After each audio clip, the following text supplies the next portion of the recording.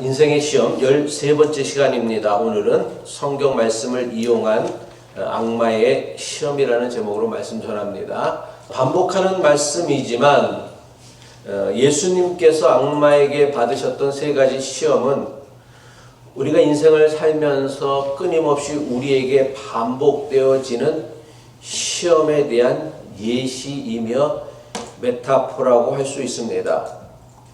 따라서 예수님께서 어떻게 악마의 시험을 물리치셨는가를 자세히 살펴보고 배우는 것은 우리 인생에서 끊임없이 계속되어지는 악마의 시험을 물리치는 영적 비결을 배우고 훈련하는 방법이다 생각합니다.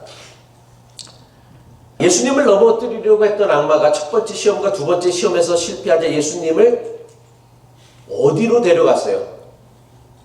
예? 어디로 데려갔다고요? 어디 성전? 예루살렘 성전 꼭대기로 데려갔습니다. 이스라엘 구약 성경에서 성전은 어디밖에 없었어요? 예루살렘에 딱 하나밖에 없었어요. 성전은 하나밖에 없었어요. 왜? 성전에는 법궤가 있어야 되거든. 그 법궤가 없으면 성전이 될 수가 없기 때문에, 그래서 예루살렘 이스라엘에는 성전이 딱 하나밖에 없었습니다. 첫 번째 시험과 첫 번째 광야의 시험, 두 번째 그 높은 곳에서의 시험에서 실패하자 악마는 예수님을 성전 꼭대기로 데려갔어요. 예수님을 성전 꼭대기에 세운 악마가 거기서 예수님을 시험하죠. 악마의 세 번째 시험이 무엇이었습니까? 누가복음 4장 9절의 말씀이죠. 또 이끌고 예루살렘으로 가서 성전 꼭대기에 세우고 이르되 내가 만일 하나님의 아들이거든 여기서 뛰어내려라. 무슨 뜻이에요? 왜 예수님을 성전 꼭대기에 세우고서는 성전 꼭대기에서 뛰어내리라고 한 거예요? 예? 왜 그런 것 같아요? 하나님의 아들이거든. 그러니까 내가 정말 하나님의 아들이라는 것을 뭘로 다 증명해 보이라는 거예요?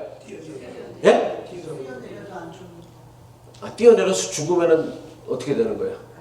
안 죽어야지. 그러니까 한마디로 말해서 뭐를 통해서? 기적을 통해서 하나님의 아들이라는 것을 증명해 보이라는 거예요. 지난주 설교를 다들 그냥 1357로 들으셨나 봐. 그냥 어떻게? 그런데 이 악마의 세 번째 시험에서 우리가 가장 먼저 주목해야 할 중요한 사실이 있습니다. 그것은 바로 악마가 예수님을 어디에서 시험했느냐라는 거예요. 악마의 마지막 시험이, 그러니까 악마의 시험이 갈수록 더 커지고 또 뭐랄까 정교해지는데 그 마지막 그 시험이 어디서 이루어졌느냐라는 거예요. 악마의 세 번째 시험이 어디서 일어났습니까?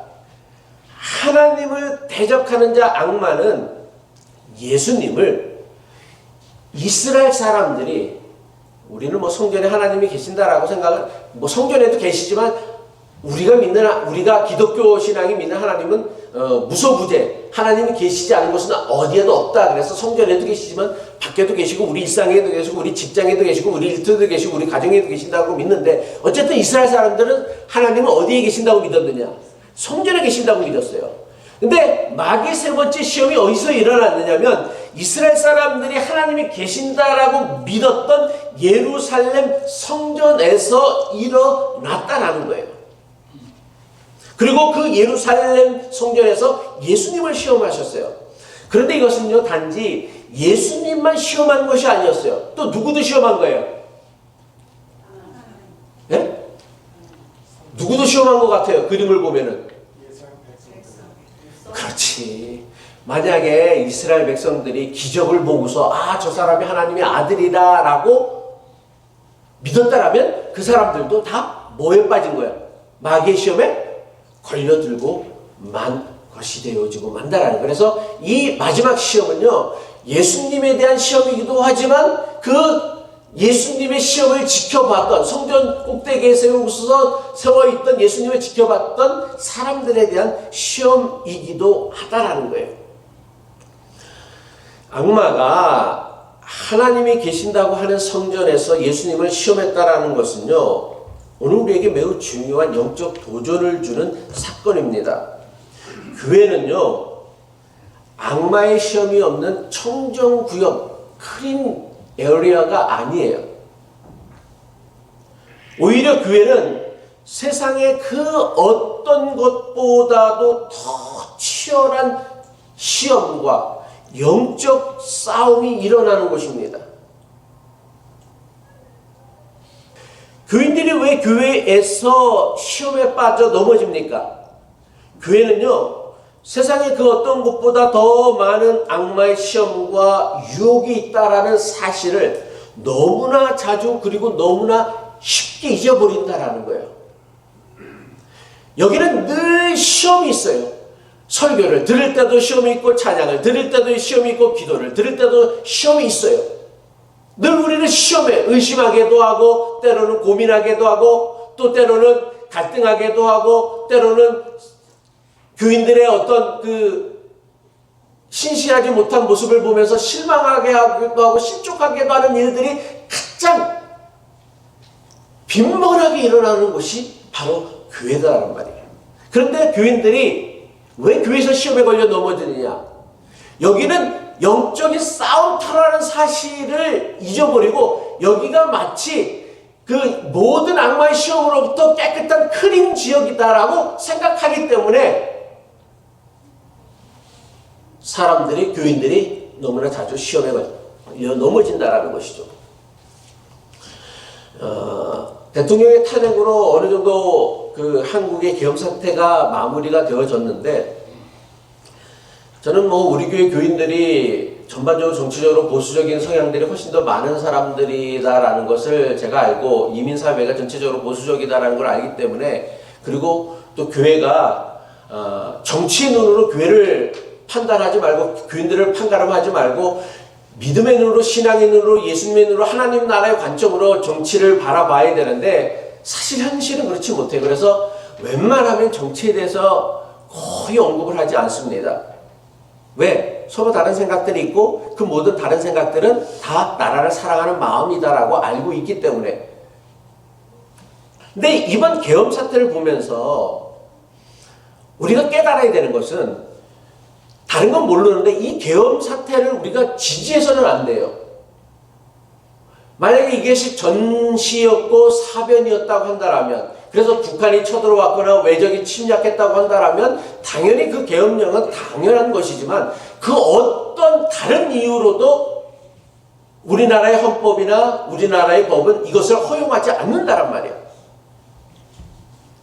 헌법과 한국의 군대와 경찰은요, 국민의 생명과 안전을 위해 만든 제도이며 조직이에요. 그런데 우리가 이번 계엄 사태를 통해서 깨닫게 되는 게 뭐냐면, 아무리 좋은 의도와 선한 목적으로 만들어진 법이나 제도나 조직이라 할지라도 여기에 사람의 욕심이, 사람의 감정이 개입되어지면 어떤 일이 일어나는지를 우리 모두가 정확하게 목도했어요. 헌법이, 군대가, 경찰이 국민의 생명을 보호하고 안전을 지키기 위해 만들어진 참 좋은 제도예요. 시스템이란 말이에요. 근데 아무리 좋은 시스템이나 제도라 할지라도 이것이, 그것을 운영하는 사람이 타락을 하게 되어지면 그 좋은 제도와 시스템이 오히려 사람을 어떻게 해? 사람을 보호하기 위하여 만든 제도나 시스템이 사람을 해치는 도구, 사람을 죽이는 도구가 되어줄 수 있었다라는 거예요. 다행히 한국은 1980년대에 그 계엄 사태를 통하여서 5.18 광주 민주항쟁을 통하여 수많은 사람들이 죽어갔던 역사들, 과거의 역사들, 아픔들이 있었기 때문에 군인들도 함부로 민간인에 대해서 총을 쏘지 못했던 거예요. 휘두르지 못했던 거예요. 폭력을 행사하지 못했기 때문에 계엄이 해제되어졌지, 우리가 80년대와 똑같은 시대적인 한계에 사로잡혔다는 군인들은 80년대와 똑같이 시민들을 향하여 총을 쏘고 칼을 휘두르고 사람들을 죽였을 거예요.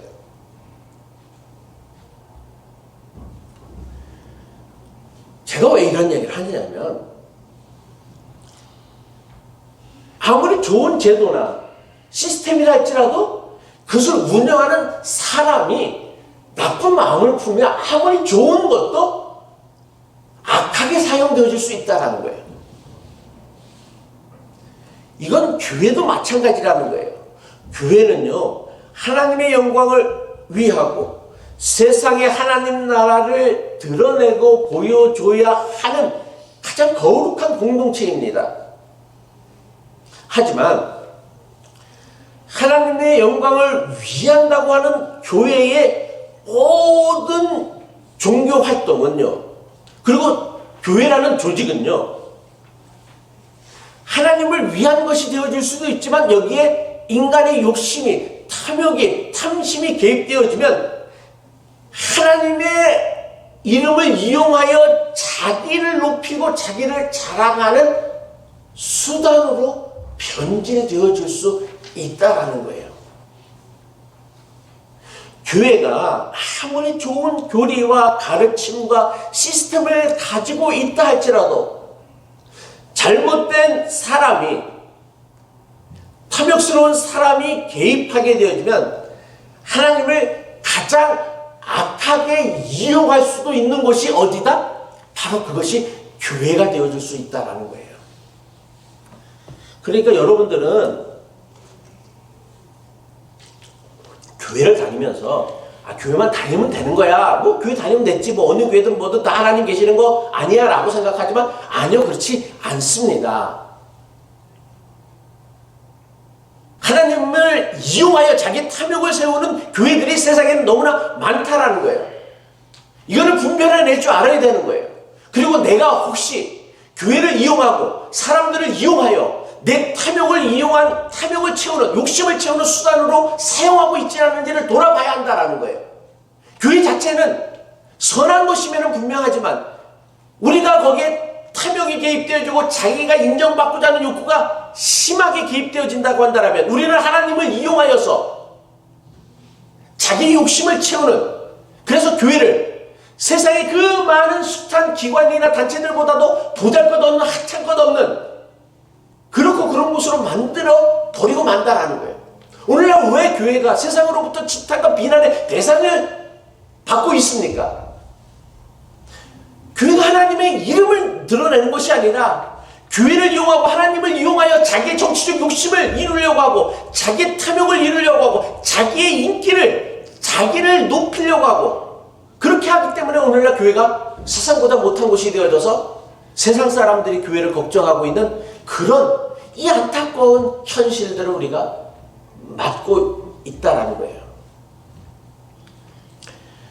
악마의 세 번째 시험이요, 하나님이 계신다고 하는 성전에서 일어나는 것도 충격적이지만, 그러니까 교회가 이렇게 악마의 시험에 의해서, 악마에 의해서 조종당할 수도 있다라는 걸 우리가 인정을 해야 돼.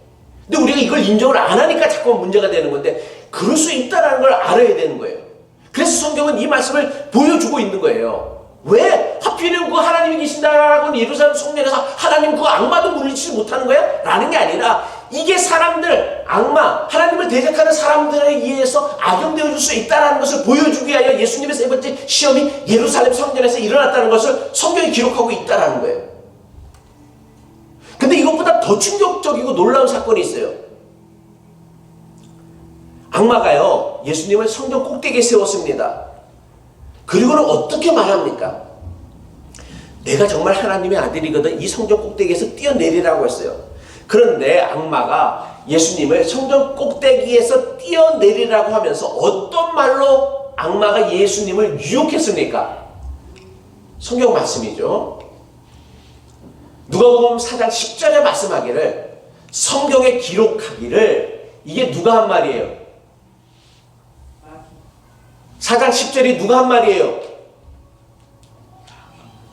그러니까 맨날 당하는 거예요, 악마한테. 이게 누가 한 말이야? 예수님이 하신 말이야? 예? 아니 왜 그렇게만 나와서 몰라. 4장 10절 여태까지 읽었는데 이게 누가 한 말이요? 악마가 한 말이란 말이야. 악마가 성경에 기록하기를 하면서 말을 했다라는 거예요. 악마가. 그러니까 우리는 성경은 목사만 인용하고 교인들만 인용하는 줄 아는데 아니요. 악마도 성경을 알아. 오히려 더 잘 알아. 그래서 악마가 성경에 기록하기를 하면서 말을 했다라는 거예요. 예수님을 성전 꼭대기에 세우고서 예수님을 떼어내리라고 유혹하는 악마는요, 성경에 기록되어진 말씀을 이용하여 예수님을 유혹했다라는 거예요. 여러분, 악마가 하나님이 계신다고 하는 이 거룩한 성전에서, 그것도 거룩하다라는 하나님의 말씀을 가지고 예수님을 시험하고 유혹했다라는 사실에 주목해야 돼요. 여러분, 악마가 하나님의 말씀을 이용해 예수님을 시험했다라는 이 사실은요, 저와 여러분에게 매우 중요한 영적 도전이 되어야 한다라는 거예요. 혹시 여러분들 사기 당해보셨어요? 사기 당해보신 적 있어요? 네. 야, 사기꾼들이 왜 사기 당했어요? 사기꾼들이 하는 말이 얼토당토해요? 거짓말 같아요? 그렇지. 목사가 하는 말보다 아마 더 믿을만 할 거야, 아마. 지금 여러분 제 설교 들으면서 아유, 목사가 뭐 저딴 설교를 하고 써라고 이게 하는 사람들도 있을 텐데, 사기꾼 말 들으면서 그런 생각하는 사람 아무도 없어. 이야, 정말 이거네. 그렇지. 내가 저거 앉아보면 망할 것 같고 손해볼 것 같고. 사기꾼은요, 절대로 얼토당토하는 말로 사람을 속이거나 사기치지 않아요. 누구라도요, 그가 안 당했으니까 그렇지, 안 들어봤으니까 그렇지, 걸리면 다 걸려 넘어지게 돼 있어. 누구라도 그 말을 들으면 믿을 만한 그럴듯한 말로다 사람을 속이고 사기를 쳐요. 그러기에 사람이 속아 넘어가는 거예요. 마찬가지로요, 우리를 넘어뜨리려고 하는 악마 역시 얼토당토하는 말로다 우리를 유혹하잖아요. 마귀의 세 번째 시험을 우리가 살펴보고 있는데, 첫 번째 시험도 마찬가지, 두 번째 시험도 마찬가지, 세 번째 시험도 마찬가지고, 이건 참 그럴듯하거든.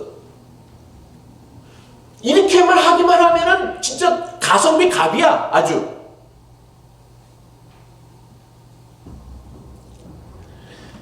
악마는요, 교인들이 가장 중요하게 여기는 것을 하나님의 말씀을 이용하여 믿음의 사람을 시험하고 유혹한다는 사실을 우리가 명심해야 합니다. 악마는 성경에 기록된 하나님의 말씀을 이용해 예수님을 유혹했어요. 악마에게 성경 말씀은 믿고 순종하고 따라야 하는 말씀이 아니었어요. 악마에게 성경 말씀은 예수님을 유혹하는 말씀이었으며 사람들로 하여금 하나님과 멀어지게 하는 방법이고 수단이었어요. 근데 하나님을 멀어지게 하고 하나님을 대적하게 하는 악마의 방법, 수단이 뭐였어요? 그게 뭐였어? 성경 말씀이었단 말이에요. 성경 말씀. 정말 심각하게 들어야 한다는 거예요. 예수님을 성전 꼭대기에 세운 악마가 구체적으로 어떤 성경 말씀을 이용하여서 예수님을 떼어내리라고 시험했습니까? 잘 모른다고 하셨으니까 누가복음 4장 10절을 다시 한번 봅시다. 성경에 기록하기를 하나님이 너를 위하여 자기 천사들에게 명해서 너를 지키게 할 것이다. 그들이 손으로 너를 떠받쳐서 너의 발이 돌에 부딪히지 않게 할 것이다 하였다. 예수님은 성전 꼭대기에 세운 악마가 뛰어내려. 야, 성경에 보니까 하나님께서 천사를 보내갖고서 너를 받쳐갖고서 네 발이 땅에 떨어지지 않도록 지켜주시고 보호해 주실 것이라고 하나님이 약속해 주셨어. 그러니 아무 걱정하지 말고 뛰어내리라는 거예요. 그러면 성전 마당에서 성전 꼭대기에 있는 너를 쳐다보는 수많은 사람들이, 야, 저 사람은 정말 하나님의 아들이다 하면서 너를 따를 거 아니냐? 그럼 너는 이 땅에서 하나님의 아들을 놓은 사명을 너무나 쉽게 가성비 있게 해결해낼 수 있을 거 아니야? 뭐 굳이 십자가의 길을 가고 고난의 길을 가고 고통의 길을 갈 필요가 뭐가 있어? 악마가 예수님에게 성전 꼭대기에서 뛰어내리라고 유혹하면서 사용하였던 성경 말씀은요, 없는 말씀이 아니에요. 성경에 이 지어낸 얘기가 아니라 시편 91편 11절과 12절에 나오는 말씀이에요. 그가 천사들에게 명하여서 내가 가는 길마다 너를 지키게 하실 것이니 너의 발이 돌불에 부딪히지 않게 천사들이 두 손으로 너를 붙들어 줄 것이다. 악마는요, 정확하게 성경의 말씀을 인용하여서 예수님을 유혹했어요. 그렇다면 악마가 인용하였던 성경 말씀, 시편의 말씀이 야, 누구라도 성전 꼭대기와 같은 높은 것 절벽에서 뛰어내리기만 하면은 천사를 통하여 안전하게 지켜주시겠다라는 하나님의 말씀, 약속을 기록한 거예요. 신약 성경에 마태복음에도 예수님이 그런 얘기를 하시죠. 마태복음인가 마가복음에도 예수님이 했대요. 너희가 뱀을 만져도 상하지 않을 것이고 뭐 독을 마셔도 죽지 않을 것이다. 이게 여러분들이 집에 가서 청산가리 마시고 락스 마시면 죽지 않을 거라는 그 얘기를 해주신 거예요? 뱀을 만지면 상하지 않을 그 얘기를 해주신 거예요? 그런데 또 꼭 그 말씀을 듣고서 청산가리 마시는 사람들이 있다니까? 이게 웃을 얘기가 아니야. 실제로 그런 사람들이 수도 없이 많아. 그럼 이 시편의 말씀이 야, 절벽에서 떨어져도 하나님께서 나를 지켜주시고 한번 뛰어내려 보십시오. 한번. 여러분 지붕에서라도 뛰어내려 보십시오. 지켜주시나 안 지켜주시나. 그렇지 않다는 거예요. 이 말씀은요, 아무리 높은 곳에서 떨어진다 해도 하나님이 천사를 보내어 우리를 탈 것 하나 다치지 않도록 지켜주신다는 약속의 말씀이 아니에요. 그렇다면 우리는 살면서 교통사고 숱하게 다니고 나도 교통사고 3번인가 당했는데 뭐 그런 일은 다 왜 일어나는 거야 도대체? 이 말씀은 인생의 숱한 환난과 역경을 겪은 시인이 지나고 나니까 그때는 죽을 것 같고 그때는 진짜 못 살 것 같은데 지나고 나니까 하나님께서 나의 피난처가 되어주셨고 나의 보호자가 되어주셨고 나를 지켜주셨다는 하나님의 은혜에 대한 자기 경험을 고백하고 찬양하는 말씀이란 말이에요. 자기 신앙 고백이란 말이에요. 하나님의 약속이 아니라 하나님 나에게 이렇게 해주셨다는 자기 신앙의 고백이란 말이에요. 근데 이 말씀을 가지고서 높은 곳에서 뛰어내리기만 하면 하나님께서 천사를 보내어 지켜주신다라고 말하는 것은 하나님의 말씀을 믿는 믿음이 아니라 하나님의 말씀을 제멋대로 이용하는 것이라는 것이죠. 자기가 원하는 목적을 이루기 위하여 하나님의 말씀을 제멋대로 사용하는 것은요, 이것은 하나님의 말씀을 믿는 게 아니에요. 이것은 하나님의 말씀을 남용하는 것이고 오용하는 거예요. 남용이 뭐예요? 남용이 뭐예요? 남용의 뜻이 뭐예요? 그렇지, 제멋대로 막 쓰는 거야. 필요 이상으로 막 쓰는 거예요. 그러니까 그 쓰는 게 맞지만, 그러니까 제가 지금 아프니까 약을 먹는데 거기 보면은 뭐라고 써 있냐면 every 6hour마다 2캡슐씩 먹고 하루에 4번 이상을 먹지 말라고 했어요. 근데 내가 만약에 4번 이상 6번을 아무리 아프다 6번을 먹으면 어떻게 돼? 그게 약이 아니라 뭐가 되는 거예요? 독이 되지. 내 간을 해치거나 내 몸을 더 상하게 하는 거예요. 그래서 거기에 엄격한 규정을 재워놓는 거란 말이에요. 모든 약에는. 그래서 남용은 필요 이상을 사용하는 것이고 오용은 뭐예요? 잘못 사용하는 것. 그 사람마다 병의 증세가 다른데 우리는 막 한국 사람들은 막 약 갖고 막 나눠주잖아. 막 이거 너도 먹어봐, 너도 먹어봐. 사람마다 증상이 다르고 증상이 때문에 약은 약사에게 진료는 의사에게 하라는 얘기가 있는데 야 나도 이랬으니까 너도 이래. 아니요, 사람마다 다 증상이 다르다란 말이에요. 그래서 사람마다 쓰는 약이 조금씩 다 달라. 근데 뭐예요? 야, 이 사람도 났으니까 나도 날 거야 하면서 아무 얘기나 갖다 먹는 거예요. 이걸 뭐라고 하냐? 오용이라고 하는 거예요. 아무리 몸에 좋은 약이라고 해도요, 필요 이상을 사용하거나 잘못 사용하면은 먹지 않는 것보다 어떤 일이 돼? 못한 일이 되어지고 마는 거예요. 그래서 약 좋다 남용 말고 약 모르고 오용 말자라는 표현가 있었어요. 한국 사람들이 워낙 약이라고는 그냥 좋아해갖고서 하루에도 막 2만큼씩 약 먹잖아, 아침에마다. 영양제 먹으면 뭐 다 좋은 줄 알고서. 근데 이거는요, 성경 말씀도 마찬가지예요. 성경 말씀이 아무리 중요하고 좋다라고 여기는 것까지는 좋은데, 그래도 성경 말씀도 뭐예요? 함부로 남용하지 말아야 되고, 성경을 제멋대로 오용하지 말아야 되는 거예요. 제가 자주 했던 얘기 중에 하나, 욥기 강의하면서도 했고 수시로 했던 얘기가 뭐예요? 내 시작을 미약하는 내 나중은 창대하리라. 교인들이 너무 좋아해. 개업하는 식당에 가면은 비즈니스 하는 데 가면 막 목사들이 또 그런 걸 또 사갖고 가. 그게 무슨 뜻을 하는 얘기인지도 모르고. 한번 좀 따라합시다. 정말 중요한 거니까. 성경 좋다고 남용 말고, 성경 모르고 오용 말자. 아무데나 갖다 붙인다고요. 성경 말씀이라고 갖다 붙인다고 좋은 게 아니에요. 이게 천사가 한 말인지 악마가 한 말인지 나쁜 놈이 한 말인지도 모르고 우리는 다 갖다 붙여. 그리고 좋은 말이면 내게 좋은 말이 왜 갖다 붙이냐? 내게 좋거든. 내게 당장 유익이 된다고 생각을 하거든. 그러니까 아무거나 갖다 붙여요. 성경에서 구절 한 구절 떼어갖고 아무데나 갖다 붙일 수 있는 것은 잠언서 하나밖에 없어. 그것도 사실은 맥락을 따져야 되는 거예요. 시대적 상황을 따져야 되는 거예요. 근데 우리는 그냥 아무데나 갖다 붙여, 그냥. 그리고 성경을 너무 수시로 남발을 해. 뭐 성경 말씀을 막 이용하고 막 남발을 하면은 다 자기가 더 신실하고 막 성경을 잘하는 사람, 믿음이 좋은 사람처럼 여겨진다라고 착각을 해서 그런지 모르겠지만은 막 남발을 해. 남용도 하고 제멋대로 오용도 한다라는 거예요.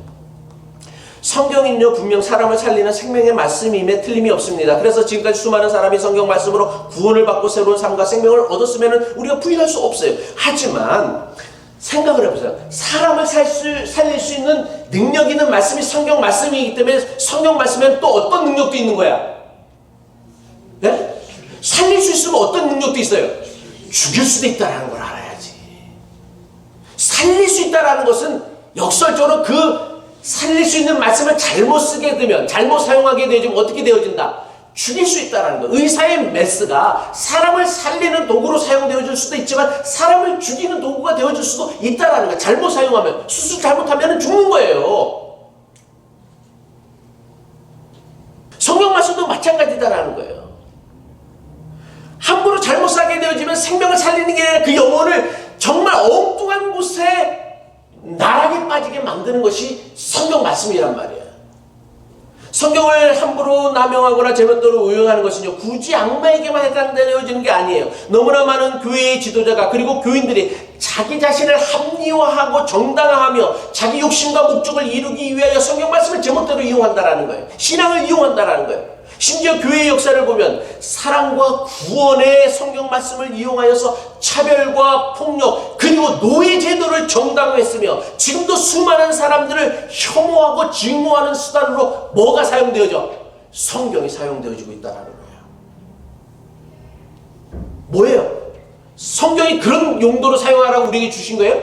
아니요. 성경은 우리를 사랑하게 하고, 누구를 용서하게 하고, 누구를 품어주게 하고, 누구를 감싸주게 하는 말씀으로 우리에게 주신 거예요. 그리고 우리의 생명을 살리기 위한 말씀을 주신 거예요. 근데 그것을 오용하게 되어져, 남용하게 되어지면 어떻게 돼? 사람을 죽이는 말씀이 되어지는 거예요. 그래서 혐오를 조장하고, 차별을 조장하고, 폭력을 조장하고, 누구를 정죄하고, 죽이는 수단으로 사용되어져 왔다라는 거예요.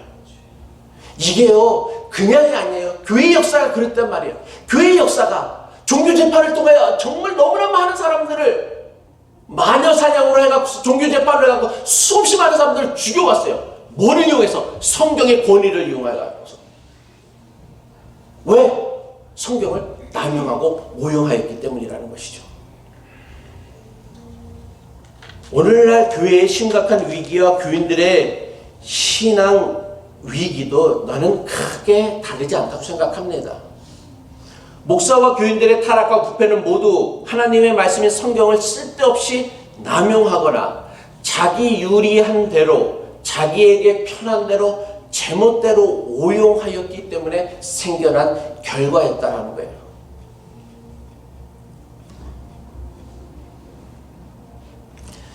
그렇다면 구체적으로 악마는 어떻게 하나님의 말씀이라고 하는 성경을 이용하여 예수님을 시험하고 유혹했습니까? 영어 성경을 제가 가져왔는데 영어 성경 NIV 성경을 보게 되면 시편과 누가복음의 말씀이 다 똑같아. 근데 딱 다른 부분이 있어.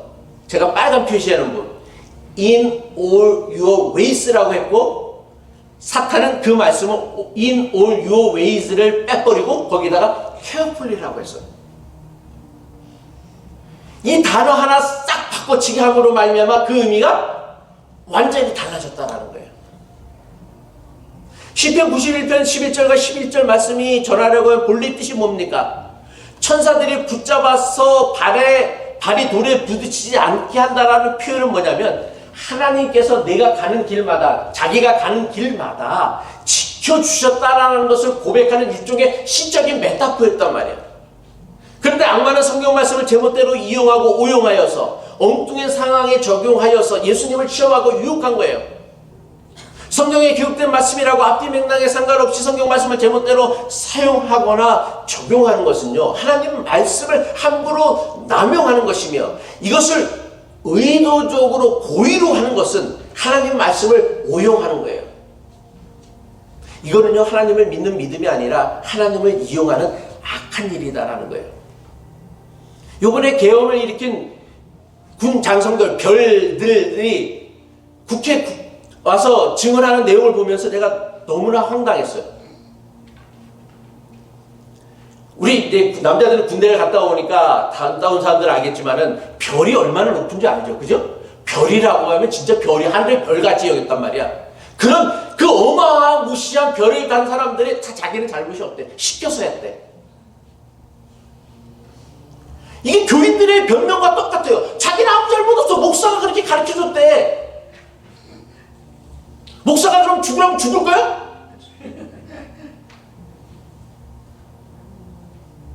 다 자기 살리려고 그냥 다 대통령 시켜서 했대. 자기 책임을 1도 안 지려고 해. 이게 내가 그걸 보면서 야, 이거 오늘날 교인들이랑 뭐 별이랑 다를 게 하나도 없네? 라는 생각이 들더라고요. 사이비 사건 종교 지도자에게 속아가서 자기 인생을 망치거나 아니면 사건 목사에게 속아가서 자기 신앙을 망친 사람들이 대부분 하는 게 뭐예요? 나는 몰랐대. 목사가 그렇게 가르쳐줬대. 목사가 가르쳐준 게 아니라 그 별들이 왜 부당한 지시, 헌법에 어긋나는 지시민주를 알면서도 그 명령에 복종을 했어. 그 명령에 복종할 때 자기에게 따라오는 뭐가 더 크기 때문에 이익이 더 크다라고 생각했기 때문이란 말이야. 이건 교인들도 마찬가지예요. 왜 사건 목사의 그 대도 않는 설교를 들으면서 아멘을 하느냐? 그 설교에 아멘을 할 때 나에게 다가올 이익이 훨씬 크다라고 믿기 때문에 그렇다라는 거예요. 솔직해집시다. 진짜 솔직해집시다. 내가 병이 안 날 수가 없어. 안 날 수가. 그걸 보면서. 응?